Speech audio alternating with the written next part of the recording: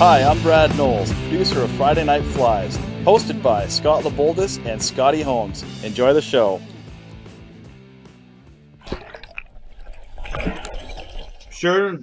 There, Scotty. Okay, Friday Night Flies, Scotty Holmes.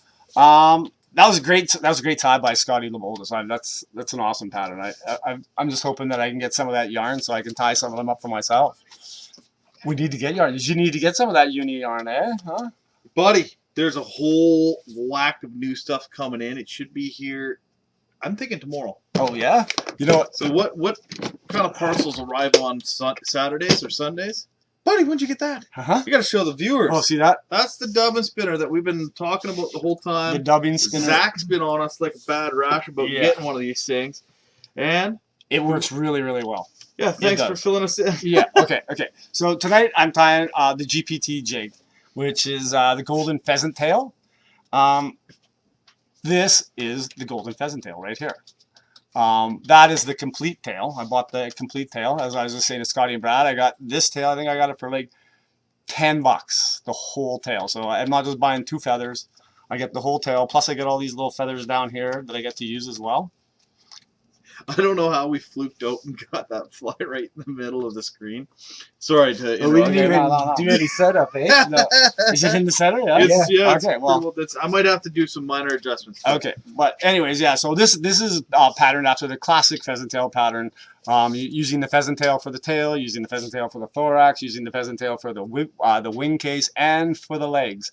So reality being, you need a couple materials. You need the wire, you need the hook, you need the pheasant tail, and you're pretty much set to go. You can tie up a whole. I mean, this is going to tie up a season's worth of pheasant tail nymphs on all levels. Yeah, well, and I know I'm leaving.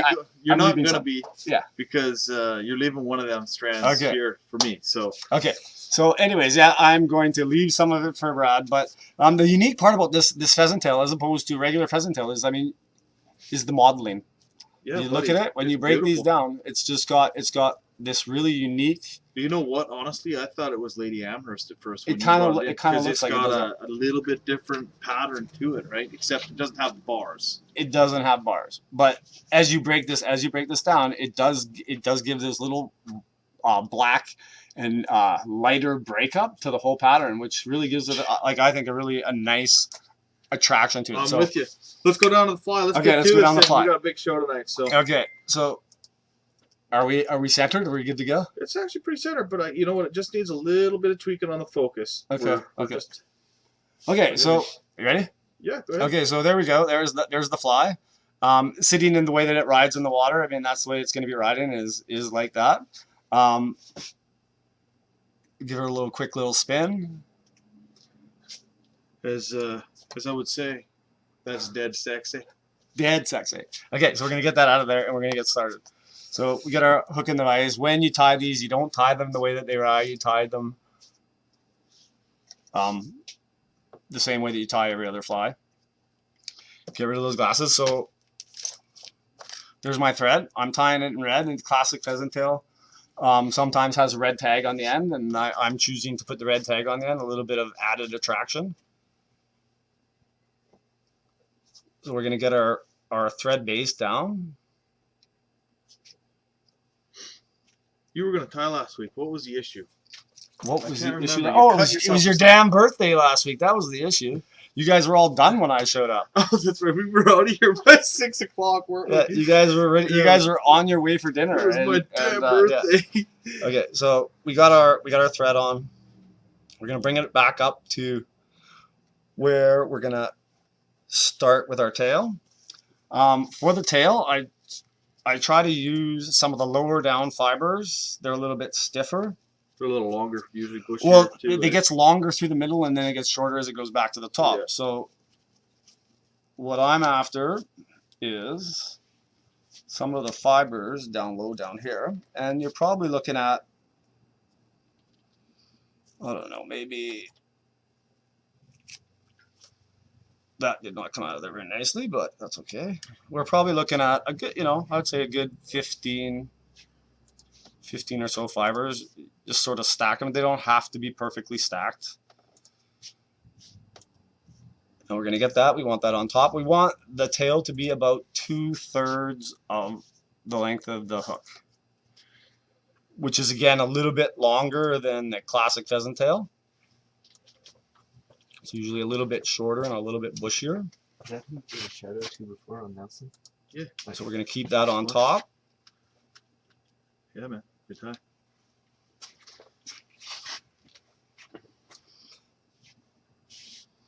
And tie in our tail. And then we're going to wrap this all the way up. Just We're like going to that. use it to Tell me to get back on there. bulk up our body. And I've tried with this is to use the pheasant tail and wrap it up as my body right away, and I always end up right at the very end with not enough fibers, and it's just I let it go and I let it go and I let it go. So I just gave up trying that, and I use it now just to bulk up the body, which needs to happen anyways. And then we're going to put on our wire. And I like this hot yellow ultra wire. It's I've been using it pretty much wherever I would use gold wire. I've been using this hot yellow, and I really like it. We're going to wrap our wire back, keeping it on the side. Take that all the way back to the start of your tail, or where your tail ends, sorry.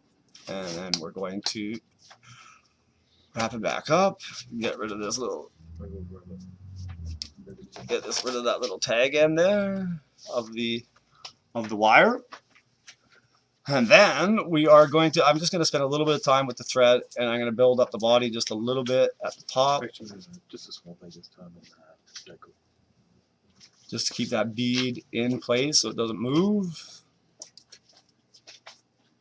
And then we're going to go back Dana? down a little bit, and we're going to grab some fibers. Now I'm going to grab fibers from the middle of the feather because I want a longer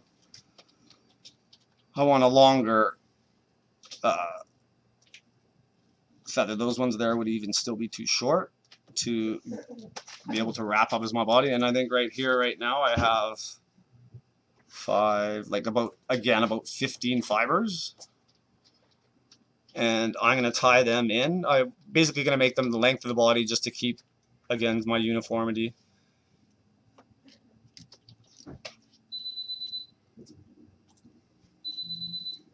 And then I'm going to tie them all the way back to the start of the tail.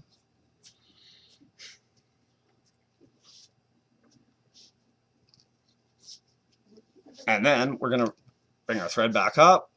Again, working on the shape. You want the taper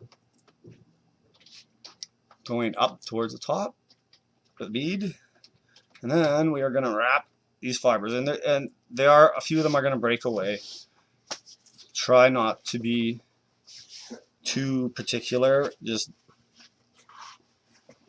get them wrapped up, form that body. And I like to hold them, and as you can see, I'm already. I just grabbed that one real quick. What's the other one? Okay. So we're going to tie that off. And you can see I got right down to the little tail stubs of these here. That's what it is.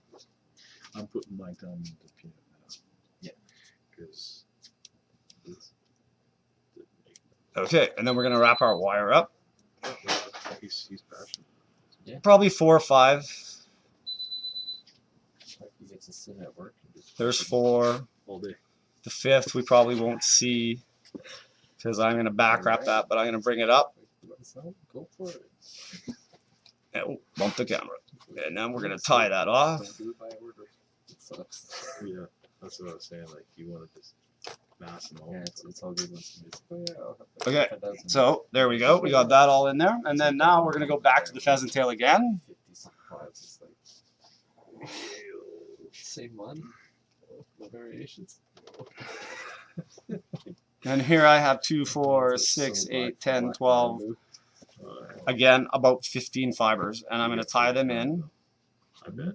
You got quick at that pad. Tonka Lake. Kill him. At the tip again. Tonka Lake Beach.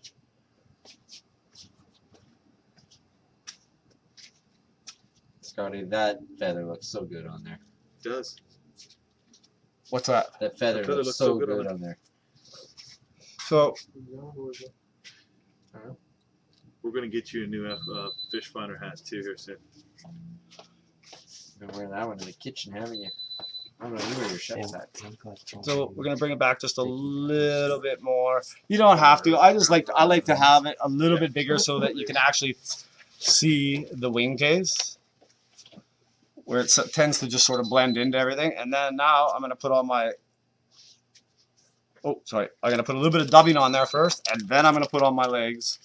Oh, is that spiky squirrel? Yes, that's spiky squirrel. So I said spiky squirrel in my dubbing for the thorax. There's two types of dubbing. There's the spiky squirrel in the Buddy, I'm natural gonna give you a fox. spiky squirrel. You know what? SLF should send you a spiky squirrel shirt and a hat. They should, for all the flies I've tied out of Man. spiky squirrel. Okay, so we got that on there, that dubbing on there. We're gonna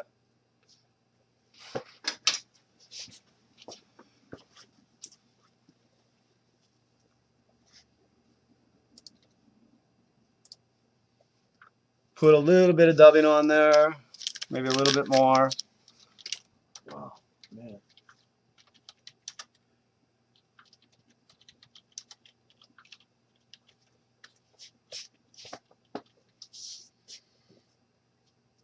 Okay, and then now we're gonna put on our legs. And again, I go back to some of the shorter, the stiffer fibers down near the bottom here.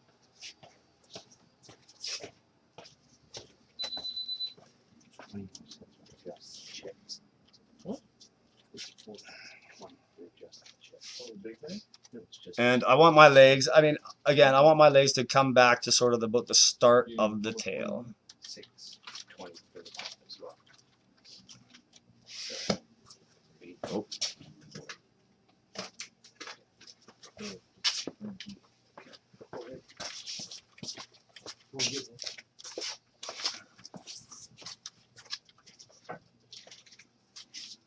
And then we get our other side on there. And this is one of the biggest differences between the two, between my fly and a classic pheasant tail, is that classic pheasant tail, the legs are generally not that long. They're usually short and just fold overs. Everything's going off. Okay, so yeah, now that we got that on there, we got our legs on there, we go back to a little bit more of the spiky squirrel. Not too much.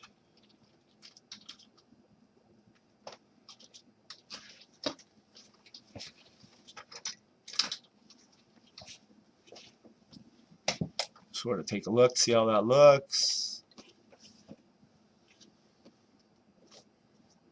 Pretty good. And you could add on more fibers for the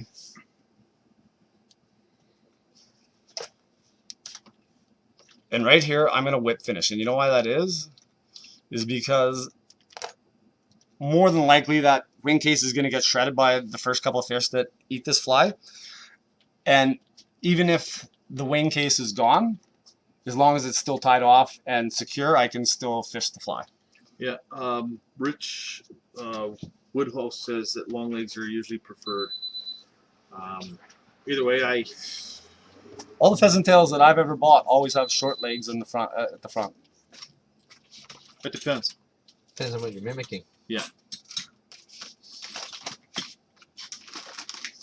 Okay.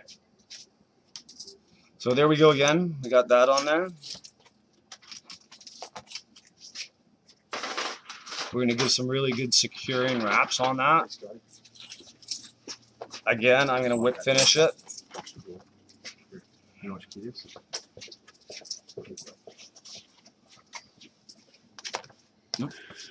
Okay, the front door is officially locked. It's 6 o'clock. It's 6 o'clock. It's 6 o'clock. Okay, so then last but not least, I'm just going to add a little bit of depth on this fly, I'm gonna put a little bit of the black spiky squirrel over right near the bead head and whip finish.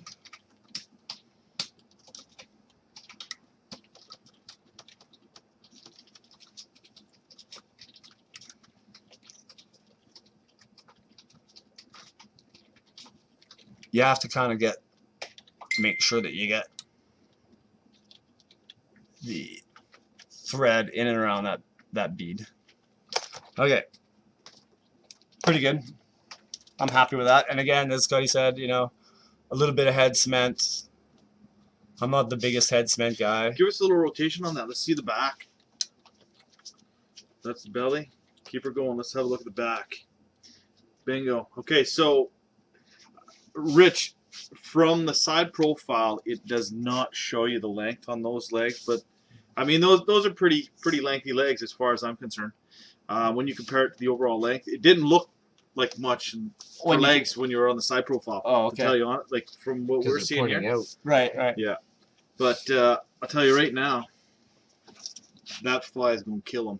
Yeah, you know what? I think it's just going to have a little bit more use. It's going to have a little bit more movement in the water. It may not be as close a replica to as many insects, but you know what?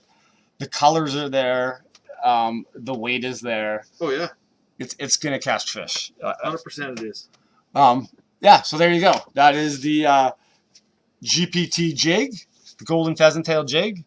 You know, try it out. Like this stuff here, like I said, the golden pheasant tail. If you've never bought golden pheasant tail or tried it, is definitely another unique feather that, you know, for the money, it's definitely worth having in the repertoire of things you tie with. We're gonna go up. Okay, let's go up. You got. You might as well show off your golden pheasant tail one more time. Wave my pheasant tail. Okay, yeah. So there you go. Yeah, like Scotty Holmes tying up a GPT jig. I got a couple, as I was saying, I'm going to be tying up jigs for a while. These guys are all tying different sorts of things, so I have jigs. I'm going to tie them. And what was the name that you gave me for the one that I showed you just a few minutes ago? Rock roller for sure. I'm going to tie it next week. I'm going to tie a rock roller. Or a case caddis. It's the same thing. Or a case caddis. That's. Yeah. I mean, it's the same thing. I call them rock rollers, but they're case caddis. I was going to call it a case caddis. I was going to call it the hare's wiggle. But do you have that case handy? caddis. Where is it? Handy here, or is it over? Right there. Yeah. Hold on one sec. You got to see this fly. Okay, we're going to take this one out. Yeah. And we're going to put it. This is next week's fly. This is next week's fly. I thought you were tying that one. I was pretty excited about that. 'Cause, man, I tell you, they are everywhere in the river. So there we go. Give it a slow roll. Actually, I'm going to go down there quick. There you go. Give it a nice slow roll. Good. There you go. And this is using the hare's wiggle material from Hairline Dubbing, and it's an amazing product. And the key to it is dubbing loop. You know what? Use it in a dubbing loop. It looks pretty simple, but I'm going to tell you right now, that's going to knock their boots off. It's a great pattern. Right. I'm really looking forward We've to it. teased you about next week's fly. Okay, Scotty, we got to wrap this up. Okay, yeah. There's lots of stuff going on tonight. We got how many more shows you got, Brad? 4. Four more shows. Around. Oh my God! Go and start up the popcorn machine. You got all night here, guys. Okay, well, Scotty Holmes, Friday Night Flies. Until next time, bang!